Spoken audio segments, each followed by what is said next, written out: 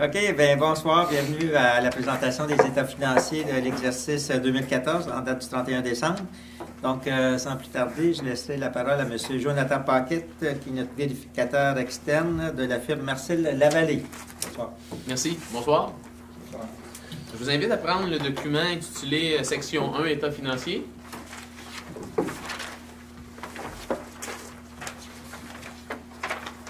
Dans le fond, ce document-là, je veux un petit peu un résumé du rapport financier. Donc, par le rapport financier du mémo, je vais vous laisser aller. Je l'ai mis à droite, à la table.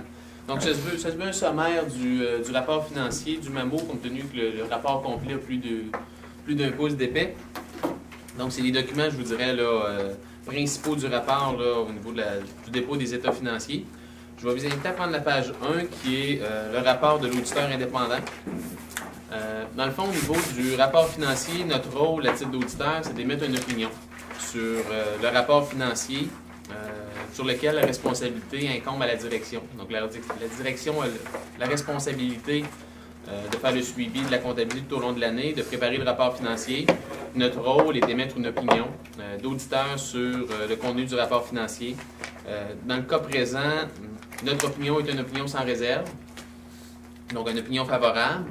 Puis on mentionne au niveau du référentiel comptable que c'est sur les normes comptables canadiennes pour le secteur public, mais établi conformément au modèle prescrit par le ministère des Affaires municipales et de l'occupation du territoire. Donc, ce n'est pas nécessairement toutes les normes comptables, c'est dans le cadre du MAMO, selon les règles du MAMO. Donc, la page suivante, je vous invite à prendre la page intitulée « Résultats pour les activités de fonctionnement des fins fiscales ». Au niveau de ce rapport, c'est, au niveau des fins fiscales, les revenus et dépenses pour l'année civile 2014, selon les fins fiscales. Les fins fiscales est un petit peu un jeu de normes comptables, puis je ferai le parallèle un petit peu plus tard avec les normes comptables standards du secteur public. Donc, si on regarde au niveau des revenus de fonctionnement, parce que deux états, il y en a un au niveau du fonds de fonctionnement, des revenus et dépenses de fonctionnement, puis un deuxième qui est au niveau plus des investissements, de la gestion des immobilisations.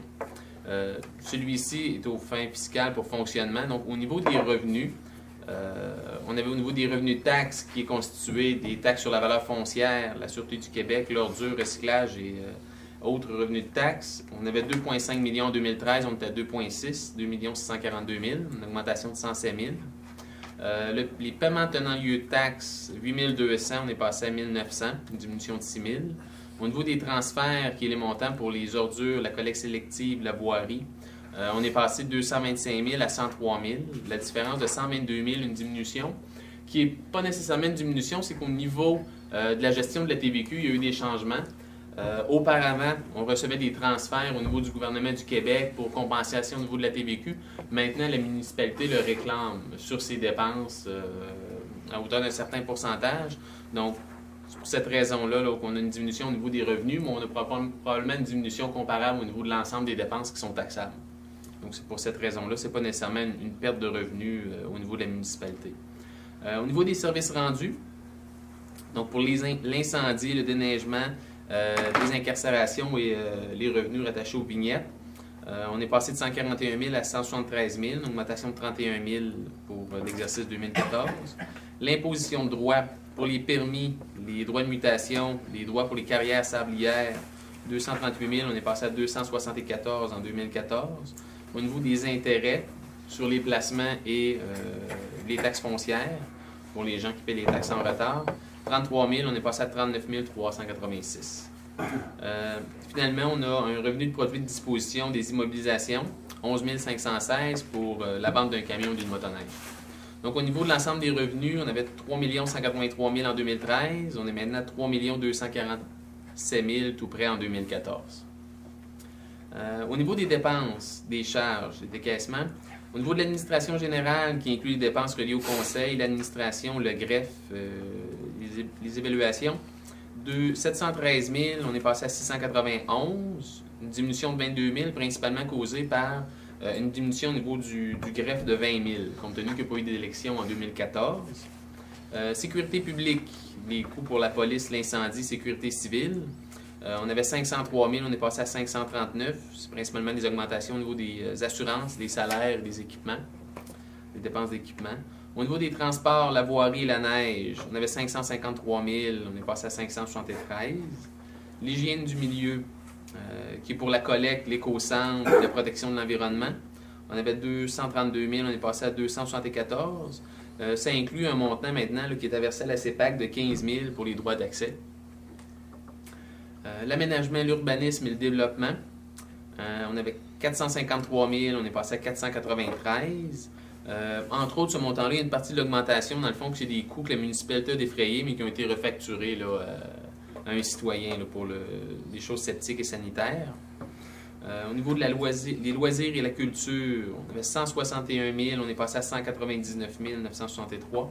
C'est principalement au niveau des augmentations, pas des augmentations, mais des charges salariales supplémentaires au niveau de la gestion des patinoires et des parcs. Les frais de financement, on a pratiquement la même dépense, 29 000 en 2013, 29 000 en 2014. Puis au niveau du remboursement de la dette à long terme, on a remboursé 139 553 au cours de 2014. Donc on avait des revenus de 3 247 000 tout près, des dépenses de 2 942 000 pour un surplus de 304 000. Au niveau du surplus de 304 000, il y a des dépenses de fonctionnement qui ont été supportées par l'excédent accumulé pour 13 000 il y a des acquisitions d'immobilisation qui ont été faites à même le surplus de l'année pour 122 473. On va voir au niveau là, des activités d'investissement des fins fiscales, la page suivante, le 122 000, on va le retrouver. Puis au niveau des sommes réservées affectées à des réserves financières, on a 217 000. Dans le fond, c'est des sommes, c'est une partie du surplus de l'année courante qu'on affecte à des besoins précis dans le futur, à des réserves financières. Donc, on se retrouve au global avec un déficit pour les activités de fonctionnement des fins fiscales de 22 726. Dans le fond, c'est 22 000 sur des revenus de 3,2 millions, c'est moins de 1 de déficit, 0,6 donc on peut dire pratiquement qu'on est en équilibre au niveau du budget. Puis au niveau des réserves, la façon qui ont été constituées, au niveau de la modernisation du rôle, il y a eu 21 225 de mis en réserve. Fonds local de réfection de la voie publique, 58 309. Pour la réserve du centre communautaire, 117 771. Puis au niveau de la réserve d'équilibration du rôle, 20 320. Est-ce que ça va pour ça? Donc, c'était les activités de fonctionnement des fins fiscales. Maintenant, si on regarde au niveau des investissements, donc ce qui touche plus les immobilisations de la municipalité, comment on a géré les revenus et dépenses aux fins fiscales. Au niveau des investissements, des revenus, il y a une partie des taxes qui est pour des fins d'investissement, principalement pour la réfection des chemins. On est allé chercher 209 735. Puis on a des revenus de transfert pour la taxe d'assises qui provient du gouvernement de 207 000, qui inclut également des subventions du TEC pour des travaux importants qui ont été faits en 2014. Donc, on a engagé des dépenses importantes. On reconnaît une partie des subventions en 2014. Donc, c'est pour cette raison-là qu'on a une augmentation importante entre 2013 et 2014. Donc, 416 000, près de 417 000 de revenus au niveau des investissements. Au niveau des charges, on a fait des acquisitions d'immobilisation au total pour 685 231. On a la composition un petit peu plus bas. Au niveau de la réfection des chemins, de l'acquisition d'un véhicule Mitsubishi, l'équipement informatique, échangeur d'air, monte-charge, équipement infrastructure pour l'éco-centre, bornes sèches, équipement de pompage des eaux usées. Donc, on a un montant total de 685 000 qui a été investi en immobilisation. Donc, revenus et dépenses, on se retrouve à avoir un déficit de 270 237. Comment qu'on a supporté ce déficit-là? Il y a une partie qui a été cherchée en financement, 22 071 qui est du financement sur les véhicules Mitsubishi. Ensuite, il y a 122 000 qui a été pris directement des surplus qu'on avait à la page précédente de l'année courante, puis 125 000 qui a été pris à même les réserves qu'on avait constituées par le passé, pour une compensation de 270 237. Donc, au niveau des activités d'investissement des fins fiscales, encore une fois, on est en équilibre. Il n'y a pas de surplus, il n'y a pas de déficit au niveau de l'année 2014. Question? Ça va pour ça? La page suivante, c'est simplement pour faire une conciliation entre... parce qu'au niveau du MAMO, au niveau des rapports financiers, on a des revenus et dépenses à des fins fiscales. On a un rapport aussi qui donne les revenus et dépenses à des fins comptables. C'est un petit peu deux jeux de normes comptables différentes. Aux fins fiscales, il va plus sur base d'encaissement, décaissement. C'est plus un petit peu sur une base de caisse. Au niveau des fins comptables, on y va plus au niveau des principes comptables standards. Au niveau des fins fiscales, on avait un déficit de 22 726. Puis aux fins comptables, si vous regardez le rapport, on a un surplus de 489 584. Donc, qu'est-ce qui cause la différence entre les deux états? On a, aux fins comptables, lorsqu'on acquiert une immobilisation, on ne le passe pas nécessairement en charge dans l'année de l'acquisition. On va le constituer, on va le créer, on va le comptabiliser comme un actif, on va l'amortir sur plusieurs années. Donc, on doit redresser cet élément-là de l'état des fins fiscales. Au niveau de la remboursement de la dette, aux fins fiscales, c'est une dépense. Aux fins comptables, ce n'est pas une dépense. Donc, on doit l'ajouter. Au niveau de la constitution des sommes mises en réserve financière aux fins fiscales, c'est considéré comme une dépense. Aux fins comptables, c'est constitué comme une réserve, mais pas nécessairement une dépense de l'exercice courant. Donc, on doit ajuster ces éléments-là. Au niveau des dépenses fiscales, des dépenses comptables qui ne sont pas constatées au niveau des dépenses fiscales, on a l'amortissement des immobilisations. Compte tenu qu'aux fins fiscales, on comptabilise l'immobilisation puis on l'amortit sur plusieurs années. On doit constater une dépense d'amortissement chaque année. Au niveau du produit de disposition d'immobilisation, aux fins fiscales, c'est un revenu, pas aux fins comptables. L'utilisation de réserves financières aux fins fiscales, c'est considéré comme un revenu lorsqu'on utilise des réserves passées. Aux fins fiscales, ce n'est pas le cas, donc on doit l'ajuster également. Au niveau comptable, lorsqu'on dispose d'une immobilisation pour un prix moindre, c'est une perte sur disposition d'immobilisation. Aux fins fiscales, on fait juste reconnaître le prix de vente comme un revenu. Donc, on doit ajuster ce petit élément-là.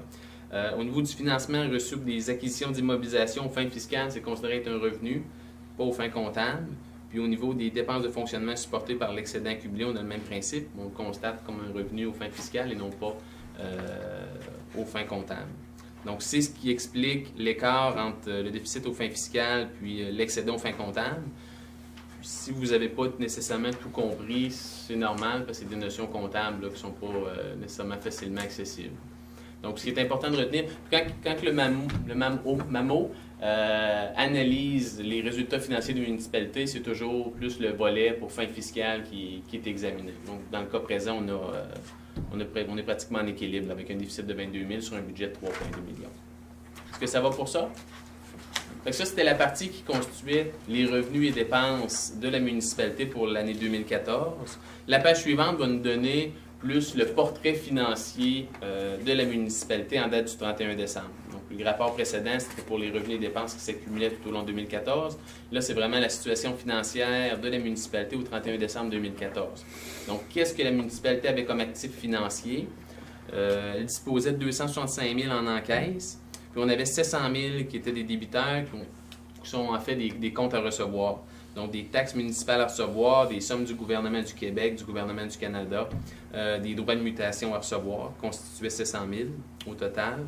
Donc on a des actifs financiers pour 965 000. Quand on parle d'actifs financiers, c'est soit de l'encaisse ou des sommes qui vont devenir de l'encaisse au cours des prochaines semaines, des prochains mois. Donc on en a pour 965 000. Puis au niveau des passifs, qu'est-ce que la municipalité avait comme passif, comme dette? On avait des comptes à payer, créditeurs et charges à payer pour 163 000 qui étaient constitués de comptes fournisseurs, de salaires et d'avantages sociaux à payer. On avait des revenus reportés. C'est des sommes qu'on a reçues dans le fond pour des taxations plus tard ou pour des dépôts. Donc, c'est des taxes perçues d'avance et des dépôts pour 36 000. Puis au niveau des dettes à long terme, on avait pour tout près de 523 000. Donc, on a des passifs de tout près de 723 000. Donc, si on fait la différence entre nos actifs financiers et nos passifs financiers, ça nous donne nos actifs financiers nets de 242 000. L'année dernière, on était à 41 000. Donc, il y a eu une amélioration à ce niveau-là. Juste à titre indicatif, je pense qu'il y a à peu près 70-75 des municipalités qui sont en situation de dette nette. Donc, au niveau de la situation de la municipalité du Lac-Simon, c'est favorable. Au niveau des actifs non financiers, on avait en immobilisation 4 311 000. En stock de fourniture, 12 000 $. Puis en autres actifs financiers qui sont des frais payés d'avance, des assurances payées d'avance et des contrats payés d'avance, on avait pour 50 000 $. Donc un total d'excédents accumulés pour la municipalité du Lac-Simon de 4 616 000 comparativement à 4 125 000 en 2013. Est-ce que ça va pour ça? La page suivante. On a vu que l'excédent cumulé pour la municipalité de 4 616 000, ça nous donne un petit peu la répartition de l'excédent accumulé ici. On a 260 000 qui est un excédent de fonctionnement non affecté, comme un petit peu du surplus libre. Puis, on a des réserves qui ont été constituées pour 570 413. Si vous allez un petit peu plus bas, vous allez voir le détail des réserves financières et des fonds réservés. Au niveau du rôle triennal, on a 40 000 au niveau des réserves. Modernisation du rôle, 41 000. Éco-centre, chemins municipaux, 20 000. Puis le centre communautaire, on a 400 000 en réserve pour 501 000. Puis au niveau des fonds réservés, on a 1 500 $ pour les parcs et terrains de jeu. Puis 67 000 pour le fonds local, réfection et entretien de certaines voies publiques. Donc, qui totalise notre 570 000. Puis la différence, c'est nos immobilisations pour 3 785 000, qui est la différence entre nos immobilisations et les dettes à long terme. Donc, ça explique le surplus de la municipalité de 4 616 000. Ça va pour ça? Les pages suivantes, on les a mis, c'est à titre plus à titre informatif ou titre de référence. C'est vraiment les rapports qui sont inclus au niveau du format prescrit du MAMRO. On le présente dans les pages précédentes sous une forme un petit peu différente pour que ce soit un petit peu plus facile à expliquer, un petit peu plus accessible, même si ce n'est pas nécessairement très facilement. Mais ça, c'est vraiment les rapports là, qui proviennent du MAMRO. Donc, on a les résultats détaillés, on voit le surplus aux fins comptables. On a la conciliation à la page suivante pour expliquer, on part du bénéfice comptable pour le ramener aux fins fiscales, donc l'excédent de fonctionnement à des fins fiscales. La page suivante nous donne... Ah, pardon, ils n'ont pas été mis? Non. Ah, OK. Ah, OK, vous avez juste celui-là. Ouais. Ça arrête Ah, là. OK. Ou en tout cas, j'avais inclus, pour une raison que j'ignore, il n'est pas là, j'avais inclus les résultats et les dépenses aux fins fiscales. Je demande d'inclure aux fins fiscales, mais vous pourrez vous référer au rapport si vous voulez vraiment l'avoir de façon détaillée. Mais je vous dirais, les premières pages qu'on vous a présentées au niveau des fins fiscales, c'est plus facile, c'est plus accessible de partir des fins fiscales ramener aux fins comptables que l'excédent. Surtout que l'indice, le rapport de référence pour le MAMO, c'est les fins fiscales, c'est pour ça qu'on préfère partir avec ce rapport-là. Puis si vous regardez la page suivante, le rapport qui est joint également, c'est le rapport de l'auditeur indépendant sur le taux global de taxation. Au niveau de notre rôle d'auditeur, on doit faire rapport là, sur l'audit du taux global de taxation réelle. Dans le cas présent, dans le fond, c'est également un rapport sans réserve où on dit on a fait l'audit de l'établissement du taux global de taxation réelle de la municipalité. Encore là, la direction est responsable de s'assurer que le taux est adéquat. Notre responsabilité est d'émettre une opinion. Dans le cas présent, encore une fois, notre opinion, c'est une opinion sans réserve. Donc, en fonction du travail qu'on a effectué, le taux global de taxation est adéquat en fonction des travaux d'audit qu'on a effectués. Donc, ça fait le tour de nos rapports d'auditeurs. Donc, en gros, là, si on regarde ça, c'est qu'on a un excédent qu'on pourrait non affecté de 260 000, c'est ça? Oui. Puis, on a un excédent affecté là, de 570 000. Tout à fait. Qui est composé des montants d'envoi. Oui. OK. Est-ce que vous avez des questions? On va l'analyser pour on revient là. D'accord. Vous autres? Ça veut-tu dire que si on continue de même, on est bon? Ça va bien. On va être... Ben, ça va bien. Je peux pas émettre une opinion d'auditeur si ça va bien, parce que ça dépend de toutes sortes de choses, des infrastructures, Ouais, des des investissements qu'il y a à faire dans le critères, futur. ouais, c'est ça. Mais au niveau de la situation, quand on regarde, si je prends pour acquis que l'ensemble des infrastructures de la municipalité est adéquate, au niveau de par rapport à la moyenne des municipalités, votre situation est favorable. Sur base financière, sans faire analyse de toutes les dépenses futures à venir pour des infrastructures, des réparations et tout ça. Centre communautaire. Mais encore là, ça, c'est des nouvelles immobilisations, c'est un projet. OK. Parce que ça dépend toujours au niveau. C'est un petit peu comme les gens, quand ils posent des questions, on fait des vérifications de syndicats de copropriété. On a des fonds en réserve, il y a certains montants, il y a des règles à respecter. Puis les gens nous demandent des fois est-ce qu'on est dans une bonne situation. Bien, ça dépend au niveau. Vous semblez avoir des réserves et tout ça. Mais si d'ici 5 ans, au niveau de l'ensemble du condo, il faut refaire. Changer toutes les portes patio, il faut faire la toiture, puis il faut faire des réparations importantes dans les fondations et dans le sous-sol, ben là, peut-être qu'il n'y a pas de réserve suffisante. Pour nous, c'est pas possible d'émettre une opinion, mais juste sur la base des états financiers, si on compare à l'ensemble des municipalités, vous êtes d'une bonne situation. Il y a des surplus qui sont dégagés à chaque année, où on est en équilibre, on a la capacité de créer des réserves un petit peu. Donc, c'est une bonne situation. Une excellente municipalité, ça, c'est quoi? Ah, ben c'est difficile à... Encore là, une excellente municipalité, c'est peut-être que je ne suis pas vérificateur de la Ville de Montréal, mais peut-être que sur papier, au niveau de la Ville de Montréal, on a des beaux résultats, des beaux surplus, mais si on sait que tout l'aqueduc va être à faire d'un horizon d'une X nombre d'années, peut-être qu'on manque beaucoup d'argent. C'est toujours difficile à dire. Il faudrait connaître l'état des infrastructures, un petit peu comme les condos, ils font faire des analyses pour savoir tous les besoins en entretien et réparation qu'il y a à faire dans les 5, 10, 15 prochaines années pour voir si les réserves sont adéquatement constituées. Ça prendra une analyse plus large, mais à la base, une municipalité qui a des réserves comme vous l'avez, qui est capable de créer des réserves à chaque année puis de s'autofinancer sur des projets un petit peu comme le centre communautaire, ben, c'est positif. Ouais, le 700 000 débiteurs, les comptes de taxes non payés, tout ça, est-ce que je suis correct en disant que ça représente à peu près 25 des taxes? Il faut faire attention parce que dans ce montant-là, il faudrait que j'aille chercher le détail, je pourrais vous le donner dans le rapport. Dans ce montant-là, c'est pas nécessairement juste des gens juste des citoyens qui n'ont pas payé leurs taxes, loin de là. Parce que des montants, la plupart des montants, c'est des montants à recevoir du gouvernement. Je vais aller chercher le détail à note 5, je vais pouvoir vous donner le détail. C'est-moi juste une petite seconde. Je vais mettre la main sur la note. Au niveau de la Constitution, du 700 000, vous voyez, au niveau des taxes municipales, les gens qui ont des dettes envers la municipalité et des taxes municipales, l'année dernière, en 2013, on parlait de 235 000. En 2014, on était à 263.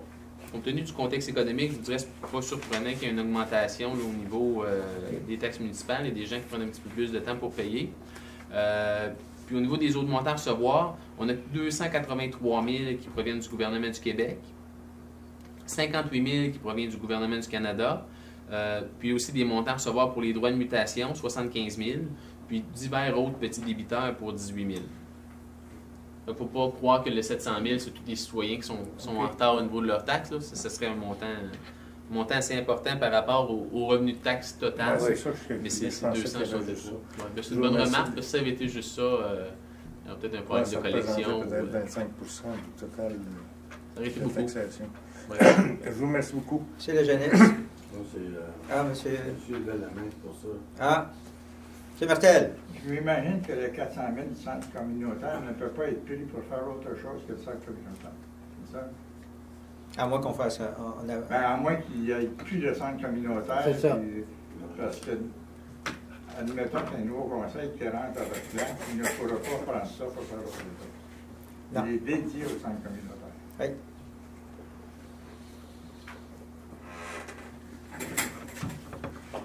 C'est bon, monsieur? Tout est beau. Tout est beau?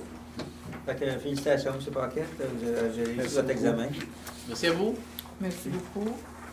Merci à notre DG aussi, qui a bien tenu les finances. On essaie de rendre ça le plus clair possible. C'est pas nécessairement facilement accessible, mais on essaie de le présenter d'une façon à ce que ce soit le... Puis cette année, on a fait une différence, c'est qu'on n'avait pas fait une présentation PowerPoint, parce que contrairement aux autres années, quand il n'y avait pas beaucoup de monde, on s'est dit que c'était peut-être mieux de le suivre à même les documents. Fait que ça vous a convenu pareil. Wow. OK, merci. Merci. Fait que là, on va avoir une prochaine rencontre à 8h pour la séance ordinaire du conseil.